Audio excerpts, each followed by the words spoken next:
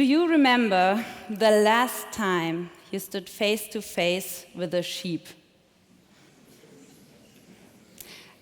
I do. It was in autumn a few years ago, and I was on a day trip with my friends to Berlin's surrounding countryside. The sun was just about to set, dry leaves were rustling under our feet. A golden autumn day came to an end. And then all of a sudden, a sheep crossed the path right in front of us. It stopped and looked me deep in the eye, and I thought, how many seconds do I have left to flee and reach the nearest tree? And how far do I have to climb up so the sheep doesn't reach me anymore? And is fleeing even the best option, or shouldn't I rather feign death? Maybe that also helps with the pain when the sheep tramples me to unconsciousness. Don't get me wrong, normally I don't consider sheep to be evil. But this was one of those moments when irrational fear got the best of me, when anxiety hit hard. I have known these moments for almost 6 years now, and 3 years ago I got my diagnosis. It's panic and anxiety disorder and agoraphobia. So I know mortal fear in subways and in planes. I know moments of derealization, difficulties breathing, and the worry about being at the brink of unconsciousness. But this talk is not about sheep and anxiety, and it's also not about how one single person deals with their mental illness. That is right. This talk is also about us, because we, Nele, and I, Luisa, we were there too, together with Johanna and the sheep. And unlike Johanna, we don't really have experiences with anxiety or panic attacks. So we didn't really know how to act or how to react back then. And as you maybe can imagine, it was also kind of hard for us to understand how this little sucker up here could cause so much trouble.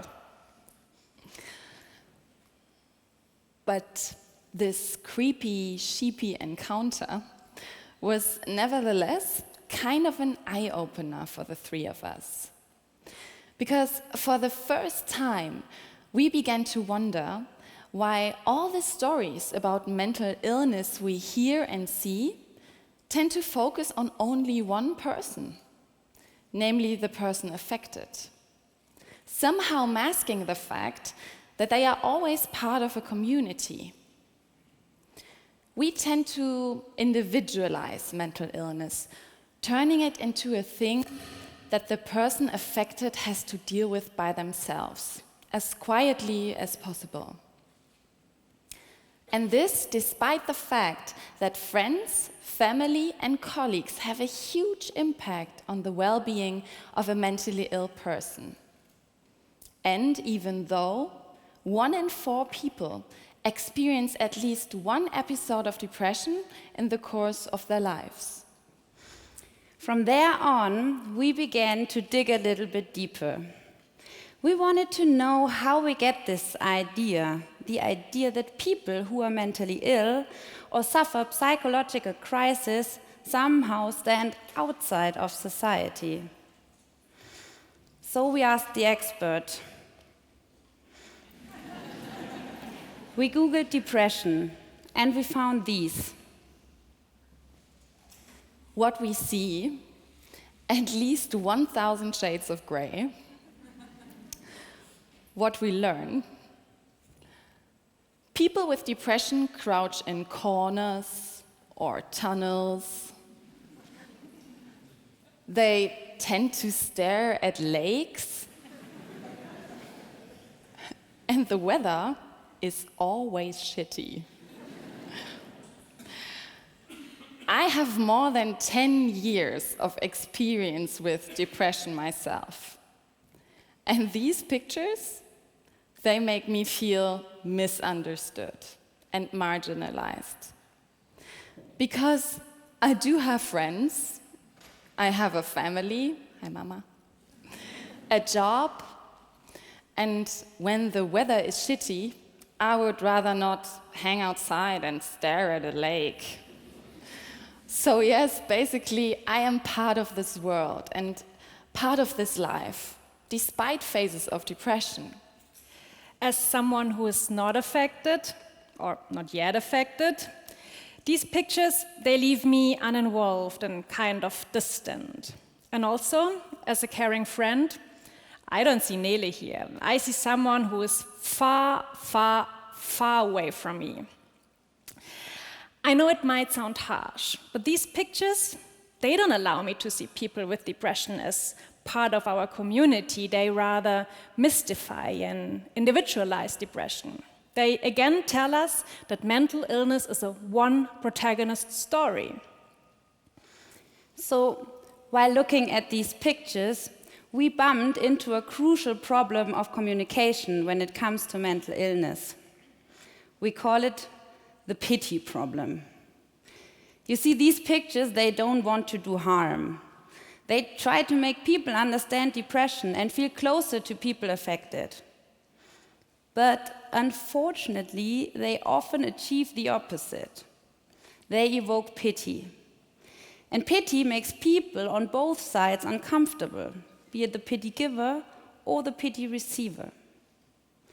It makes us distance ourselves from each other and the problem itself, because we only see it as the other. It has nothing to do with us. But there has to be a different way of communicating, right? One that could bring us closer together, through which we could really understand each other. Our ambition had been awakened. We wanted to find a way to communicate mental illness that really could connect us. So we did a lot of experimenting, and finally we found our ideal starting point. Our bodies, our hardware, so to speak. Because each and every emotion, and therefore also every mental illness, comes with a physical sensation. Let me give you an example. Before I got my diagnosis, I was a regular guest at my doctor's office because I was sure there has to be something wrong with my throat. I can feel anxiety as a tightness in my throat, which, by the way, is a common symptom in patients with anxiety disorder. So, in our search for a new way to communicate mental illness, we asked people affected by depression or anxiety, or both, how does it physically feel when you're mentally feeling unwell? And here are a few examples of what they told us. When depression hits, everything I see gets kind of blurred, as if there is frosted glass between myself and the world. It gets hard to breathe, and I have difficulties swallowing. I have bad posture, and my body bends forward as if something is dragging me down. When I'm feeling down, I'm also tired, sluggish, and my body feels really heavy. So, as I said, these are only a few of loads of answers we collected. We took them, we clustered them, and then we transformed them into these 4 weird objects here, called the mood suits. The mood suits are design objects that communicate the symptoms of depression and anxiety via the body. They make us feel symptoms that are really hard to describe with only words. There is, for example, this weird Darth Vader thing you can see here. We call it the veil, and it leaves you feeling pretty isolated and trapped in some kind of brain fog that makes it impossible for you to connect with the world. Also, we have the choker, which resembles a symptom that Johanna described before, the feeling of having a lump in your throat and difficulties breathing.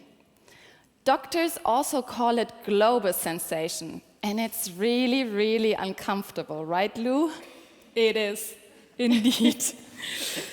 So, basically, we invented these objects to torture other people. But we did it with love, we promise.